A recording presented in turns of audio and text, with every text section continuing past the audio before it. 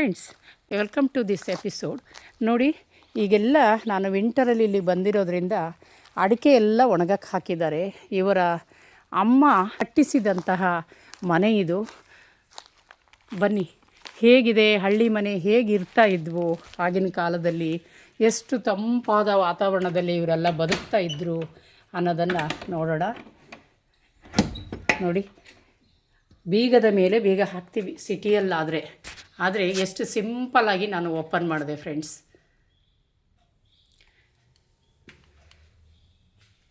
ನಾನು ರಾತ್ರಿನೇ ಕೇಳಿದೆ, ಸರ್ ಈ ಮನೆ ಹಾಗೆ ಇಟ್ಕೊಂಡಿದ್ದೀರಲ್ಲ ಅಂತ.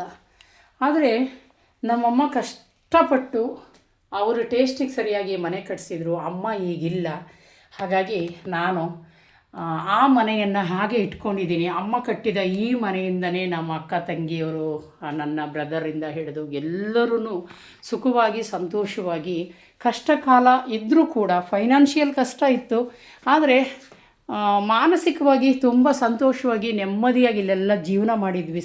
ಹಾಗಾಗಿ ನಾನು ಆ ಮನೆಯನ್ನು ಅದೇ ರೀತಿ ಉಳಿಸ್ಕೊಂಡಿದ್ದೀನಿ ಅಂತ ಹೇಳಿದರು. ನೋಡಿ ಫ್ರೆಂಡ್ಸ್, ಇಲ್ಲಿ ಇವರಿಗೆ ಜೀವನಕ್ಕೆ ಕೈ ಹಿಡಿದಿದ್ದು ಈ ಒಂದು ತೋಟ ಎಲ್ಲ ಇಂಪ್ರೂವ್ಮೆಂಟ್ ಆಗೋಕ್ಕಿಂತ ಮುಂಚೆ ಗಣೇಶ ಮೂರ್ತಿಗಳಿಗೆ ಅಡಿಕೆ ಹಾಳೆಯನ್ನು ಮಾಡುವಂತಹ ಒಂದು ಬಿಸ್ನೆಸ್ ಇತ್ತಂತೆ.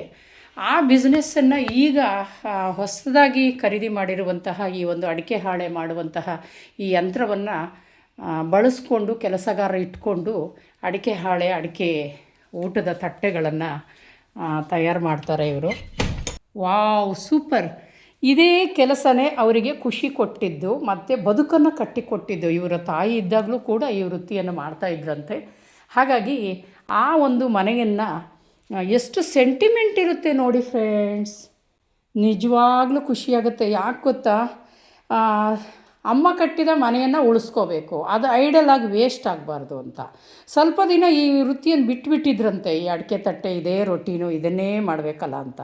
ಆದರೆ ಅವರಿಗೆ ಇತ್ತೀಚೆಗೆ ಯೋಚನೆ ಬಂತಂತೆ, ನಮಗೆ ಖುಷಿ ಕೊಟ್ಟಿರುವಂತಹ, ನಾವು ಬೆಳೆದಿರುವಂಥ ಬಾಲ್ಯದ ಜೀವನವನ್ನು ಕಳೆದಿರುವಂತಹ ಈ ಮನೆಯನ್ನು ನಾನು ಹಾಗೆ ಐಡ್ಲಾಗಿ ಬಿಡಬಾರ್ದು. ಅಮ್ಮನ ಆತ್ಮಕ್ಕೆ ಸಂತೋಷ ಸಿಗೋದಿಲ್ಲ, ಅಮ್ಮನ ಪ್ರೀತಿ ಆತ್ಮ ಎಲ್ಲ ಇರುವಂತಹ ಈ ಒಂದು ಜಾಗದಲ್ಲೇ ಬದುಕನ್ನು ಕಟ್ಕೊಟ್ಟಿದ್ದು. ನಾವು 3 ಕಾಸನ್ನು ನೋಡಿದ್ದು ಇದರಿಂದನೇ ಅಂತ ಹೇಳಿದ್ರು. ರಾಕನ್ನು ಕಟ್ಕೊಟ್ಟಿದ್ದು ಇದರಿಂದನೇ. ಅವರು ಮದುವೆ, ಹಬ್ಬ, ಹರಿದಿನ ಪ್ರತಿಯೊಂದನ್ನು ಮಾಡ್ತಾಯಿದ್ರಂತೆ ಅಡಿಕೆ ತಟ್ಟೆಯನ್ನು ಮಾಡಿ ಸೇಲ್ ಮಾಡಿ. ಹಾಗಾಗಿ ಅದನ್ನು ಮತ್ತೆ ಮಾಡೋಣ ಅಂದ್ಕೊಂಡು ಮತ್ತೆ ಶುರು ಮಾಡಿದ್ದಾರೆ ಫ್ರೆಂಡ್ಸ್. ನೋಡಿ, ಇದೆಲ್ಲ ಐ ಥಿಂಕ್ ಇದು ಹಿಂದಿನ ಕಾಲದ ಅಡುಗೆ ಮನೆ ಥರನೇ ಕಾಣಿಸ್ತಾ ಇದೆ. ಎಸ್, ಅಡುಗೆ ಮನೆಯೇ ಇದು. ಯಾಕೆಂದರೆ ಇಲ್ಲೆಲ್ಲ ಈ ಕೈಗಳಿದೆಯಲ್ಲ, ಈಗೆಲ್ಲ ಸ್ಲ್ಯಾಬ್ ಇಡಿಸ್ತಾರೆ ಗ್ರಾನೈಟಲ್ಲಿ. ಈ ಹ್ಯಾಂಡ್ಲ್ ಮೇಲೆಲ್ಲ ಹಲಗೆ ಇಟ್ಟು ಅಡುಗೆ ಇದನ್ನೆಲ್ಲ ಡಬ್ಬಗಳನ್ನೆಲ್ಲ ಬಳಸ್ತಾ ಇದ್ದಿದ್ದು. ಇದು ಅವರಮ್ಮ ಮಾಡಿದ ಕಟ್ಸಿರೋ ಅಂಥ ಮನೆ ಕೂಡ ಅವರೇ ಮಾಡಿರುವಂತಹ ಅಡುಗೆ ಮನೆ ಇದು. ಇದೊಂದು ರೂಮ್ ಇದೆ, ನೋಡೋಣ. ಇದು ತೆಂಗಿನಕಾಯಿ ಎಲ್ಲ ಸ್ಟಾಕ್ ಮಾಡಿದ್ದಾರೆ. ರೈತರು ಆಗಿರೋದ್ರಿಂದ, ಇವ್ರದ್ದು ತೋಟ ಕೂಡ ಇರೋದ್ರಿಂದ ಎಲ್ಲ ಗೋಡನ್ನಾಗಿದೆ ಈ ಮನೆ. ಹಾಗೆ ವರ್ಕ್ಶಾಪ್ ಕೂಡ ಆಗಿದೆ.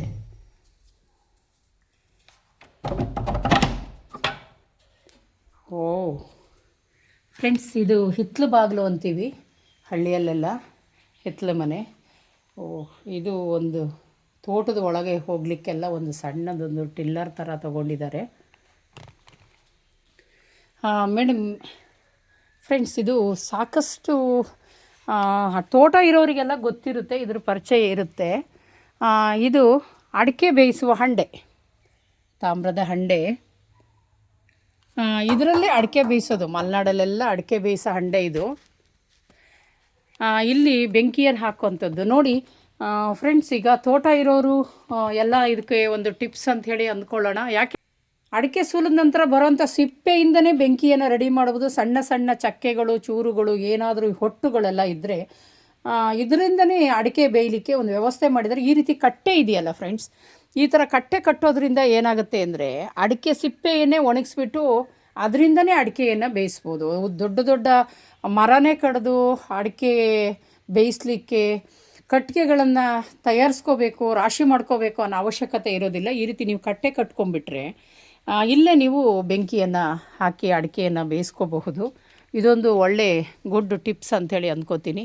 ಹಾಗೆ ಈ ಮನೆ ಇಷ್ಟೊಂದು ದೊಡ್ಡದಿತ್ತಂತೆ, ಆದರೆ ಇವರಿಗೆ ಅಷ್ಟೊಂದು ಅವಶ್ಯಕತೆ ಇಲ್ಲ ಅಂಥೇಳಿ ಇದನ್ನು ಅಡಿಕೆ ಒಣಗಿಸ್ಲಿಕ್ಕೆ ಕೆಲಸ ಮಾಡೋರಿಗೆಲ್ಲ ಅನುಕೂಲ ಆಗಲಿ ಅಂಥೇಳಿ ಆ ಹಿಂದಿನ ಕಾಲದ ಬಾತ್ರೂಮ್ಗಳು ಇರ್ಬೋದು, ಈ ಥರ ಕಟ್ಟೆಗಳು ಅವರಮ್ಮ ಕಟ್ಸಿರೋದು ಅದನ್ನೆಲ್ಲ ಈ ರೂಪ ತಾಳಿ ಈಗ ಅನುಕೂಲಕ್ಕೆ ತಕ್ಕಂತೆ ಇವರು ಅದನ್ನು ಮಾರ್ಪಾಡು ಮಾಡ್ಕೊಂಡಿದ್ದಾರೆ.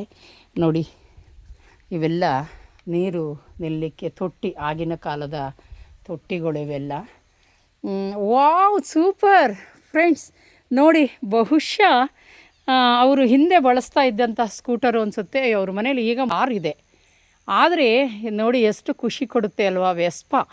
ವೆಸ್ಪ ಗಾಡಿ ಓಡಿಸ್ತಾ ಇದ್ದರು ಗಣೇಶ ಮೂರ್ತಿಗಳು ಅಂತ ಕಂಡು ಬರುತ್ತೆ. ನೋಡಿ, ಒಂದು ಕಾಲದಲ್ಲಿ ಡಾಕ್ಟರ್ ರಾಜ್ಕುಮಾರ್ ಇರ್ಬೋದು, ಹಾಗೆ ಅನಂತ್ನಾಗ್, ಶಂಕರ್ ನಾಗ್, ಟೈಗರ್ ಪ್ರಭಾಕರ್ ಇವರೆಲ್ಲ ಈ ವೆಸ್ಪ ಗಾಡಿಯಲ್ಲಿ ಬಂದರು ಅಂತಂದರೆ ಹೀರೋಯಿನ್ನನ್ನು ಪಿಕಪ್ ಮಾಡೋಕ್ಕೆ ಬಂದರು ಅಂತಲೇ ಅರ್ಥ. ಆದರೆ ಈಗೆಲ್ಲ ವೆಸ್ಪ ಗಾಡಿಗಳು ಈಗೆಲ್ಲ ಮೂಲೆ ಗುಂಪಾಗಿದ್ದಾವೆ. ಸ್ಪೇರ್ಗಳು ಸಿಗೋದಿಲ್ಲ ಈಗಿನ ಕಾಲದಲ್ಲಿ. ಹೊಸ ಗಾಡಿಗಳೆಲ್ಲ ಬಂದಿರೋದ್ರಿಂದ ಇದೊಂದು ವೇಸ್ಟಾಗೇ ಇಲ್ಲಿ ಉಳ್ಕೊಂಬಿಟ್ಟಿದೆ. ಆದರೆ ಈ ಜಾಗದಲ್ಲಿ ಇಲ್ಲಿ ಬಂದಿದೆಯಲ್ಲ ಅಂತ ಹೇಳಿ ಬೇಜಾರಾಗುತ್ತೆ. ಅದು ಎಷ್ಟು ಜನರಲ್ಲಿ ಕ್ಯಾರಿ ಮಾಡ್ತಾಯಿದ್ರು, ಎಷ್ಟು ಓಡಾಡಿತ್ತು, ಎಷ್ಟು ಕಿಲೋಮೀಟ್ರ್ ಓಡಾಡಿತ್ತು ಅನ್ನೋದು ಬಳಸಿದವರಿಗೆ ಗೊತ್ತು ಫ್ರೆಂಡ್ಸ್. ಸಾಕಷ್ಟು ಜನರಿಗೆ ಗೊತ್ತಿಲ್ಲದೆ ಇರೋರಿಗೆ ನಾನು ತೋರಿಸ್ತಾ ಇದ್ದೀನಿ ಈಗಿನ ಜನ್ರೇಷನ್ನು. ನೋಡಿ, ಇದು ಎಷ್ಟೊಂದು ದೊಡ್ಡ ಡಿಕ್ಕಿ ಇತ್ತು. ಈಗೆಲ್ಲ ಇಲ್ಲಿಗೆ ಡಿಕ್ಕಿ ಕೊಡ್ತಾರೆ ಹಿಂದ್ಗಡೆ ಸೀಟ್ ಕೆಳಗಡೆ, ಆದರೆ ಇದೊಂದು ದೊಡ್ಡ ಡಿಕ್ಕಿ ಕೂಡ ಇದು. ಹಾಗೆ ಇಲ್ಲೂ ಡಾಕ್ಯುಮೆಂಟೆಲ್ಲ ಇಟ್ಕೊಳ್ಳಿಕ್ಕೆ ಆವಾಗ ಲಾಕ್ ಸಿಸ್ಟಮ್ ಇರ್ತಾಯಿತ್ತು ವೆಸ್ಪ ಸ್ಕೂಟರ್ಗೆ. ಒಂಥರ ಖುಷಿಯಾಗುತ್ತೆ ಫ್ರೆಂಡ್ಸ್ ಈ ವೆಸ್ಪ ನೋಡಲಿಕ್ಕೆ. ಫ್ರೆಂಡ್ಸ್, ಈ ಲಾಗಲ್ಲಿ ನಾನು ಕಟ್ಟಿಕೊಡೋ ಪ್ರಯತ್ನ ಏನು ಮಾಡಿದೆ ಅಂದರೆ, ಸಾಕಷ್ಟು ಜನರಿಗೆ ಮನೆ ಇರುತ್ತೆ, ಮನೆಯನ್ನು ಮಂತ್ರಾಲಯ ಮಾಡ್ಕೊಳ್ಳೋದು ಹೇಗೆ, ನಮಗೆ ಬೇಕಾದ ರೀತಿಯಲ್ಲಿ ಅರೇಂಜ್ ಮಾಡ್ಕೊಳ್ಳೋದು ಹೇಗೆ. ಖರ್ಚಾಗ್ತವೆ ಹೌದು, ಆದರೆ ಆ ಖರ್ಚಿನ ಹಿಂದೆ ಒಂದು ಖುಷಿ ಇರುತ್ತೆ ಅಲ್ವಾ. ಹಾಗಾಗಿ ನಮಗೆ ಬೇಕಾದ ರೀತಿಯಲ್ಲಿ ನಾವು ರೆಡಿ ಮಾಡಿಕೊಂಡ್ರೆ ತುಂಬ ಖುಷಿ ಕೊಡುತ್ತೆ. ಹಾಗಾಗಿ ಹಳ್ಳಿ ಇರಲಿ, ಪೇಟೆ ಇರಲಿ, ಬಾಡಿಗೆ ಮನೆ ಇರಲಿ, ಸ್ವಂತ ಮನೆ ಇರಲಿ, ಅದು ಮೆಟೀರಿಯಲ್ ಅಲ್ಲ, ಇಮ್ಮೆಟೀರಿಯಲ್ ಅದು. ಆದರೆ ಅದನ್ನು ನಮಗೆ ಬೇಕಾದ ರೀತಿಯಲ್ಲಿ ನಾವು ಹೇಗೆ ರೆಡಿ ಮಾಡಿಕೊಂಡು ಖುಷಿಯಾಗಿ ಹ್ಯಾಪಿಯಾಗಿ ಬದುಕ್ಬೋದು ಅನ್ನಲಿಕ್ಕೆ ಈ ವ್ಲಾಗನ್ನು ಮಾಡಿದೆ. ಸಾಮಾನ್ಯವಾಗಿ ಏನು ಅಂದ್ಕೋತಾರೆ ಈಗಿನ ಜನ್ರೇಷನ್ ಅಂದರೆ, ಅಪ್ಪ ಅಮ್ಮನ ನಂತರ ಒಂದಿಷ್ಟು ಆಸ್ತಿ ಸಿಗುತ್ತೆ, ಅದನ್ನು ಮಾರೋದು, ಅವ್ರಿಗೆ ಬೇಕಾದಂಗೆ ಯಾವುದೋ ಒಂದು ಮನೆ ಕಟ್ಕೊಂಡ್ಬಿಡೋದು, ಇಲ್ಲ ಅದನ್ನೇ ಏನೋ ಮುರಿದು ಹರಿದು ಏನೋ ಮಾಡಿ ಇವ್ರಿಗೆ ಬೇಕಾದಾಗ ರೆಡಿ ಮಾಡ್ಕೋತಾರೆ. ಮನೆ ಏನೋ ಶಿಥಿಲಾವಸ್ಥೆ ಇದ್ದರೆ ಓಕೆ ಮಾಡಬಹುದು, ಆದರೆ ಮೂಲ ಮನೆಯನ್ನು ಉಳಿಸ್ಕೊಳ್ಳೋ ಪ್ರಯತ್ನ ಇದೆಯಲ್ಲ, ನಾವು ಹಿರಿಯರಿಗೆ ಕೊಡುವಂತಹ ಗೌರವ ಅಂಥೇಳಿ ನಾನು ಭಾವಿಸ್ತೇನೆ. ಹಾಗಾಗಿ ನಿಮ್ಮ ಹಿರಿಯರು ಕಟ್ಟಿದಂಥ ಮನೆಗಳಲ್ಲಿ ಸಾಕಷ್ಟು ಸೆಂಟಿಮೆಂಟ್ ಇರುತ್ತೆ, ಸಾಕಷ್ಟು ಪ್ರೀತಿ ಇರುತ್ತೆ, ಶ್ರಮ ಇರುತ್ತೆ, ಬೆವರಿರುತ್ತೆ. ಹಾಗಾಗಿ ಸಾಧ್ಯವಾದಷ್ಟು ಕೆಲವೊಂದು ರೂಮುಗಳನ್ನಾರು ಅದೇ ಮೂಲ ಸ್ಥಿತಿಯಲ್ಲಿ ಉಳಿಸ್ಕೊಂಡ್ರೆ ಅವರಿಗೆ ಕೊಡುವ ನಾವು ಗೌರವ ಸಮರ್ಪಣೆ ಅಂಥೇಳಿ ನಾನು ಭಾವಿಸ್ತೇನೆ. ಫ್ರೆಂಡ್ಸ್ ನೋಡಿ, ಇದು ಆಗಿನ ಕಾಲದ ಬೆಡ್ರೂಮ್ ಅಂತ ಕಾಣಿಸುತ್ತೆ. ಈಗ ಸ್ಟೋರ್ ರೂಮ್ ಮಾಡ್ಕೊಂಡಿದ್ದಾರೆ. ನೋಡಿ, ಅವಾಗೆಲ್ಲ ಮೂಲೆ ಸ್ಟ್ಯಾಂಡ್ ಈ ಥರ ಇರ್ತಾಯಿದ್ದು ಹಳ್ಳಿ ಮನೆಯಲ್ಲೆಲ್ಲ.